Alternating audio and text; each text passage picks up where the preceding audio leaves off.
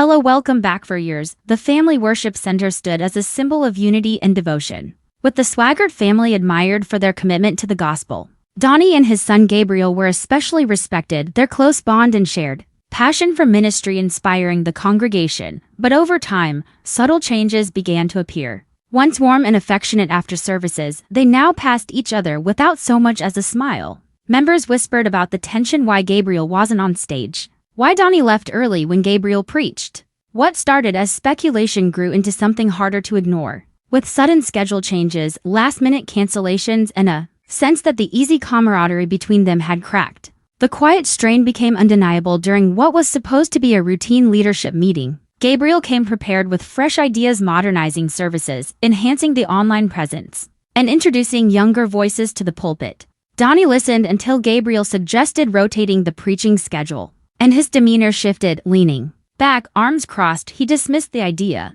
insisting that this wasn't how the ministry had been built. The discussion quickly became personal, Gabriel feeling unheard and Donnie feeling disrespected. In front of stunned staff, their disagreement escalated.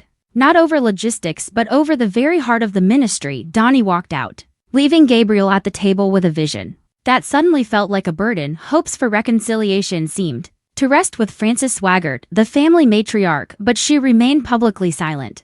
Behind closed doors, her discomfort with Gabriel's changes became evident. She valued the church's traditions, built on decades of prayer and sacrifice, and viewed his modernization efforts warily, though she never openly criticized him. Her body language spoke volumes. Gabriel had counted on her support, but instead, he was met with quiet disapproval, deepening the emotional rift. As the divide grew, staff and members found themselves caught in the middle. Longtime workers sided with Donnie, loyal to the traditions he upheld, while younger members rallied behind Gabriel's fresh approach. The tension filtered into every aspect of church life: song selections, meeting dynamics, and even casual conversations. Choosing a side carried risks, with subtle punishments and exclusions becoming part of the atmosphere. The once harmonious environment began to feel like a silent battlefield. The conflict spilled into public view during a Sunday service when Gabriel went off script, delivering a heartfelt message about the need for change and the danger of clinging too tightly to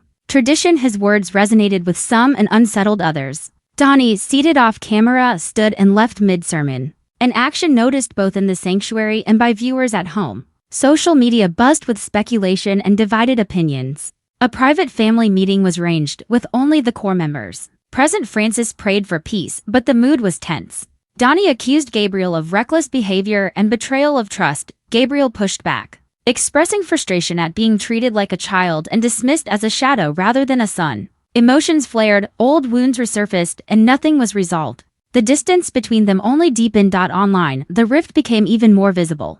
They unfollowed each other on social media, followers noticed, and cryptic posts from insiders fueled rumors. Supporters publicly picked sides, and the ministry became the subject of online debates and theories. Debbie Swaggart, Donnie's wife, tried to mediate. She spoke to each separately, reminding them of their love for one another, and even arranged a private retreat. But neither showed up. Her disappointment was evident in a heartfelt post about the cost of silence in families, a quiet acknowledgement that her efforts had failed. Not long after, Donnie returned to the pulpit with a pointed sermon on loyalty and betrayal, drawing parallels to biblical stories of rebellion from within. Though he never named Gabriel, his meaning was unmistakable. The message was raw and emotional, leaving the congregation somber and the divide cemented in public view. Now, the Family Worship Center operates like two ministries under one roof. Donnie and Gabriel never appear together, and their supporters often attend only when their preferred leader is speaking. The congregation treads carefully, avoiding offense, while behind the scenes, quiet attempts at reconciliation continue with no sign of success. Frances remains withdrawn, Debbie has stepped back from public mediation, and the once united church feels permanently changed. Both men carry the weight of their calling, both convinced they're right, but neither willing to bend, leaving the future of the ministry uncertain and the fracture within the Swaggart family unresolved.